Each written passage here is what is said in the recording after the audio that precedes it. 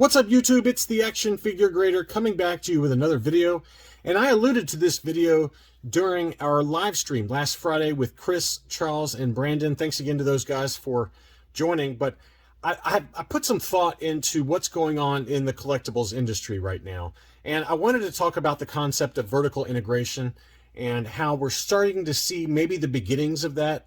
And I'm going to explain what vertical integration is in a second. We're going to look at some of the major players within the collectibles space, not just Star Wars, but all collectibles, and maybe just kind of get some trends and what we think might happen over the coming years as these large companies who are starting to really dabble in the collectibles space as an alternative asset class, so to speak, and what that means for us as collectors.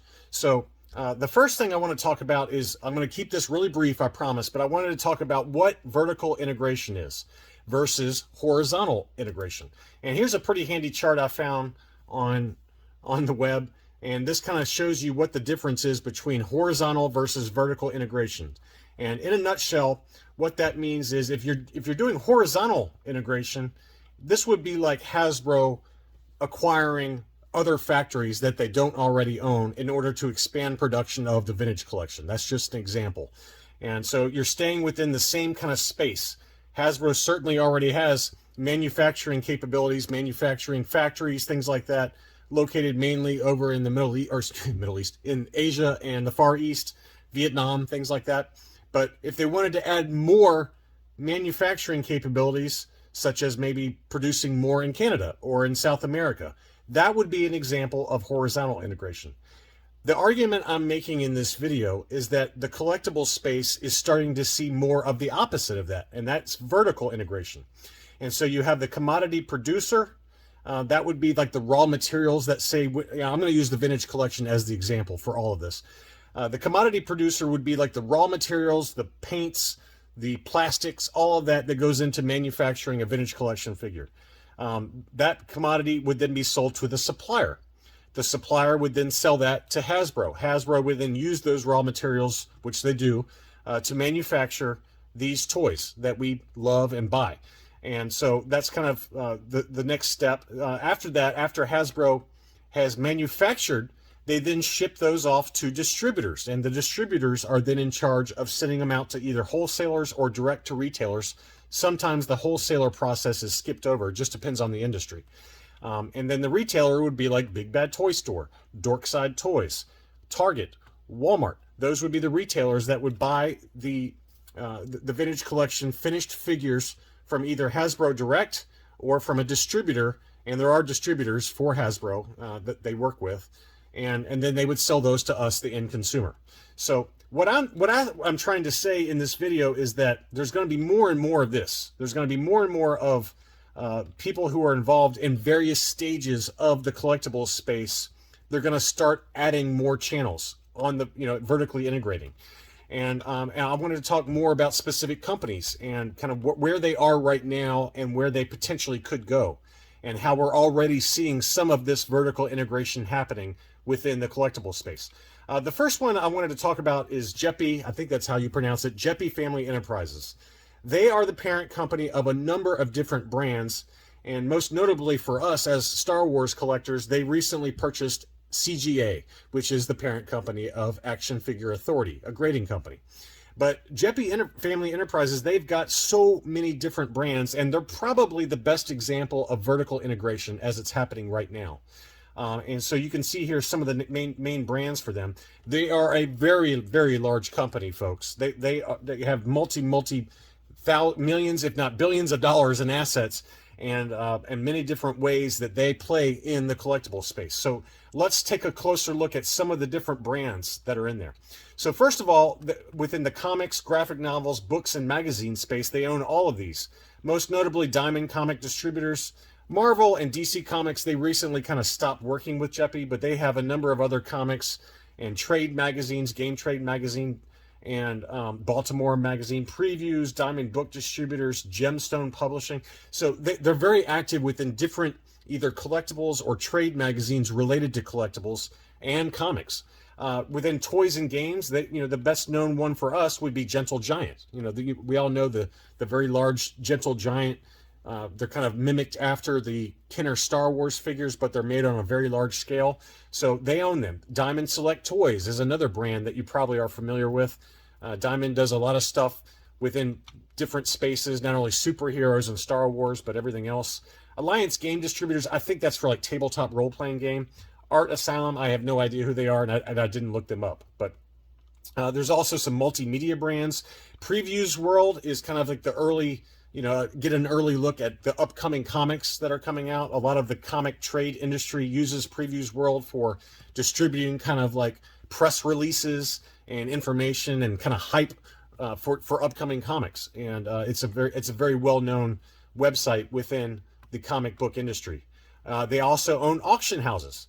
They own Diamond International Galleries, which does very high-end collectibles and art, comic books that are very high-end. And obviously, we all know Hakes very well for action figures, trading cards, comics, political memorabilia. Hakes does it all, and they're probably one of the best-known auction houses for Star Wars collectibles. Now that they own CGA, they'll be doing grading, right? They just purchased AFA and CGA here recently, so they're going to be grading video games, action figures, collectible doll authority like Barbies or whatever else, die-cast toys, all of those, VHS tapes, which AFA is now moved into. So all of those are now under the same umbrella, Jeppy. And then they also have a number of different websites. So let's take a look at how Jeppy Family Enterprises has integrated vertically within the collectible space. So not only can you buy your collectibles through Gentle Giant, I'm using Gentle Giant as an example since that's what they own. You could buy your Gentle Giant, you could then have it graded by AFA, you could then auction it off, and I'm doing a theoretical here, you could then auction it off with Hakes or Diamond International Galleries, or you can even read about upcoming toys in some of these some of these trade publications. So they have really vertically integrated, not only with marketing through these trade magazines, but the actual manufacturer and distribution of toys, the grading of toys, and the auctioning off of toys. So they're probably the best known example within the collectible space of vertically integrating across a number of different processes involved of getting the collectible not only manufactured and distributed, but graded and also sent out to the end user, and then also read about it in trade magazines. So it's pretty interesting to see them kind of expand in that space. And the fact that Hakes and the grading company are both owned by the same company is a thought I'm going to come back to and circle back to at the end of this video, and maybe some of the perceived negatives of that, or the perceived kind of conflict of interest, so to speak. Next, let's talk about CAS really quickly. While they're privately owned right now, they did recently, this came out September 1, 2022, they did recently partner up with WhatNot and with a company called Action Figures Galore to do a collaboration, so to speak, where they had a live show on September 13th on WhatNot, and they were auctioning off Teenage Mutant Ninja Turtle graded items by CAS starting at $1. Their special guest was the creator of Teenage Mutant Ninja Turtles, Kevin Eastman. I'm sure you guys know him. He joined the live show. And they also say here, we will be working with WhatNot on many more events, so stay tuned. So what is this? How is this vertically integrating? Well, really, this is just kind of a partnership, and it's certainly an interesting one. And WhatNot has become a pretty major channel for the grading companies to kind of expand their marketing presence. And it gets the CAS brand out in front of end users like us who buy CAS graded items, who send in to CAS items to be graded. And Action Figures Galore, I assume they're kind of a toy distributor or a marketer of toys. And WhatNot is just a platform, a live platform where people can bid on items in real time. And I've been on WhatNot a little bit, but I haven't actually bid on anything or used it very heavily. But it's becoming a pretty popular channel within the collectible space, especially for companies like CAS and CGC, which I'll show you in a second, to kind of, it's really about getting the brand out, getting their name out there. And so while this is not really directly vertically integrating the way Jeppy Family Enterprises is, they are using another channel to kind of expand their presence. And they have these toys that are graded, and they are auctioning them off and expanding their name brand and partnering with other kind of people within the collectible space to kind of expand their presence. And all of these items started at $1. So I think it was very reasonable, and it basically, they let the market be set. And what I wanted to talk more about in a second here is, what about conflict of interest as it relates to the grading? And, you know, AFA and Hakes are both owned by the same company. CAS obviously has graded some of these items, and they're kind of marketing them. Well, I guess the question is that a lot of people have, and we're going to talk about CGC in a second, is, does it kind of create the perception, not the actual reality, but the perception of a conflict of interest when these grading companies are also owned by the same company, you know, are also owned by the same parent company that auctions them off, AFA and Hakes being the best example. And it just raises the kind of the perception that the grade could change depending on who owns the item and whether they're going to be using Hakes. If someone, you know, this is again a very broad and a theoretical example. I'm not accusing anybody of anything here, but let's say that somebody owned 500 different Kenner mint on card items that they're going to send in to AFA, and they're going to use Hakes to auction off after they're graded. Well, does the grading company have this idea that the grades could potentially be affected by the fact that they already know that Hakes is going to be handling the sale process, and that's also internal to them?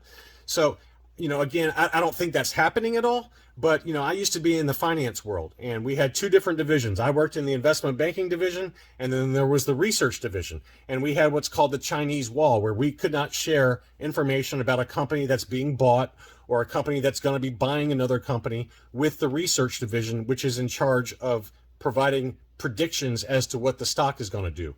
And that's called a Chinese wall. That was kind of known within the finance and investment banking world. So we couldn't share information, even though we're within the same company as the research division. We're all working under the same umbrella, but we could not share information because it was very strict about that. And the Securities and Exchange Commission drops the hammer when they find proof that it happens.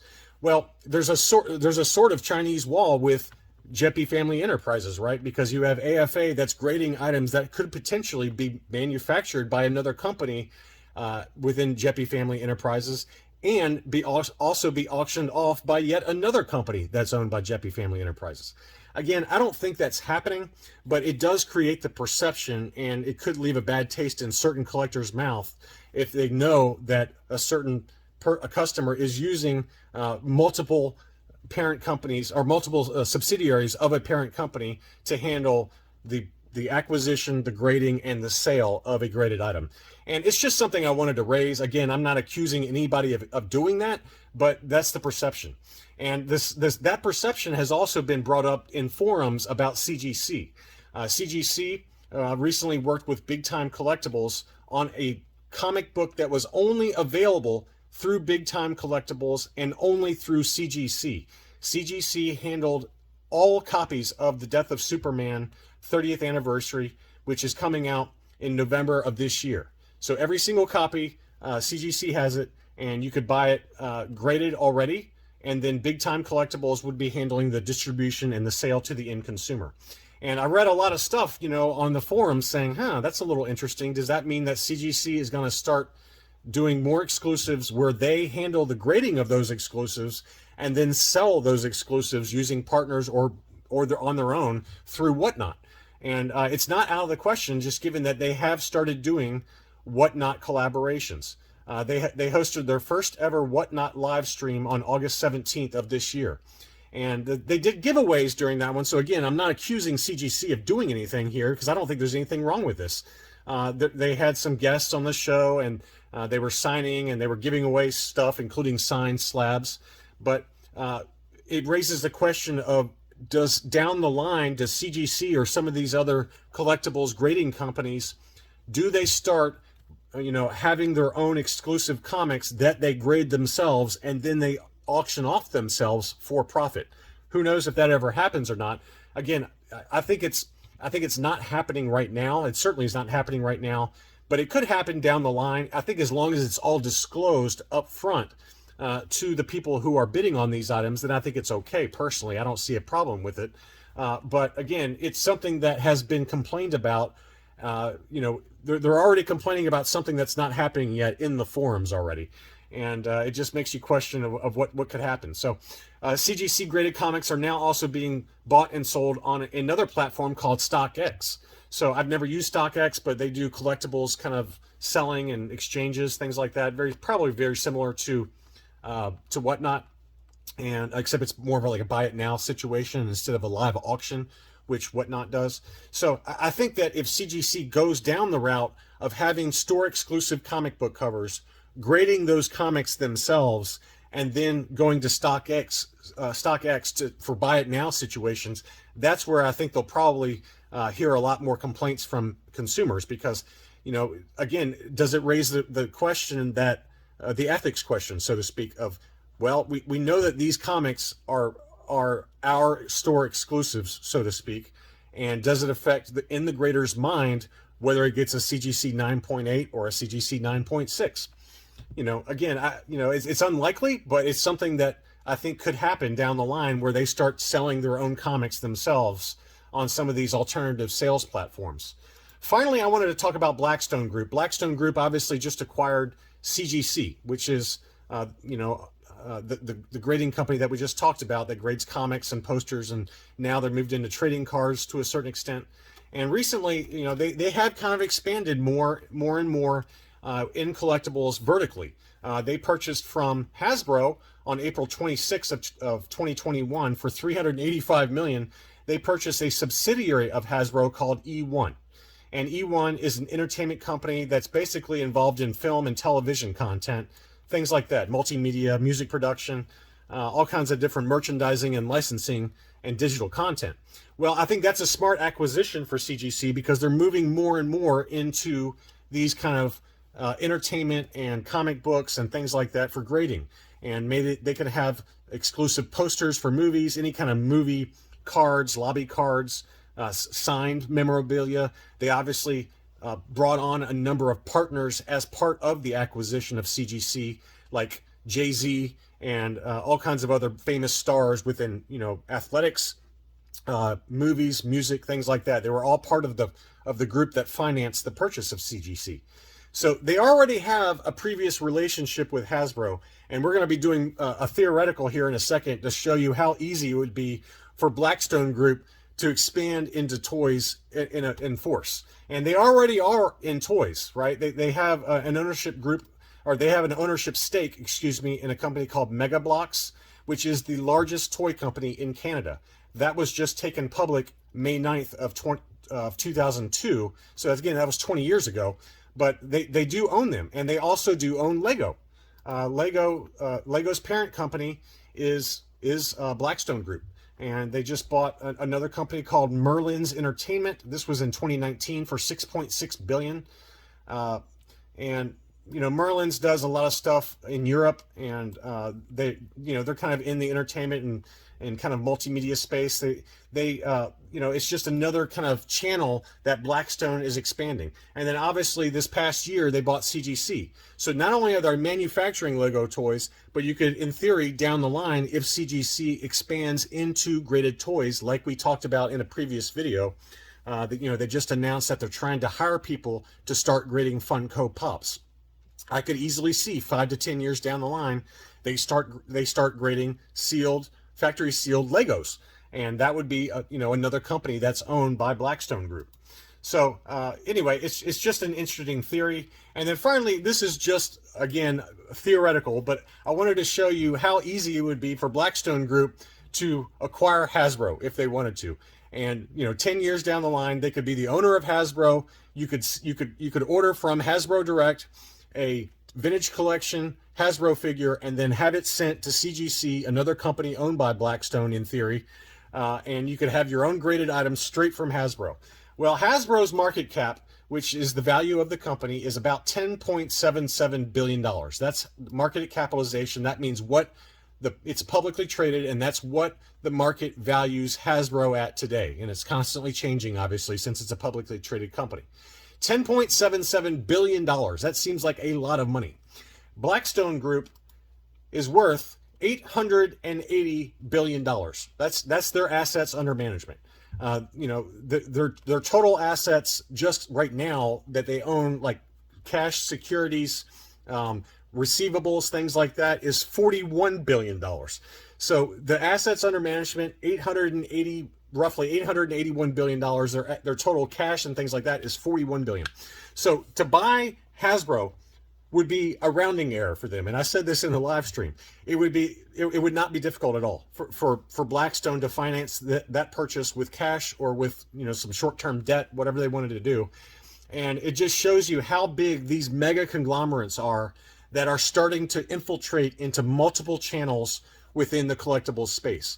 And again, it's all theoretical. I'm not saying Blackstone is going to buy Hasbro, but they could if they wanted to. And 10 years down the line, if we wanted to buy a third reissue of an Ahsoka figure, and you could click a little box that says send to CGC for grading, you could click the box, pay the fee, and it could all be wrapped up in one transaction. So it's pretty crazy to think about, and it's just kind of an interesting theoretical, so to speak. But again, going back to the whole premise of the video, all of these are kind of examples of either through partnerships or through outright acquisitions of how these major collectibles companies are vertically integrating and handling more and more channels, everything from the actual production to the distribution, the wholesaling and the retailing and the grading and the auctioning off of collectibles. And I hope you found this information interesting. A lot of it's just theoretical again, but I wanted to talk more about it and some of the trends that are happening within the broader collectible space. Thanks so much for watching, and I'll be back soon.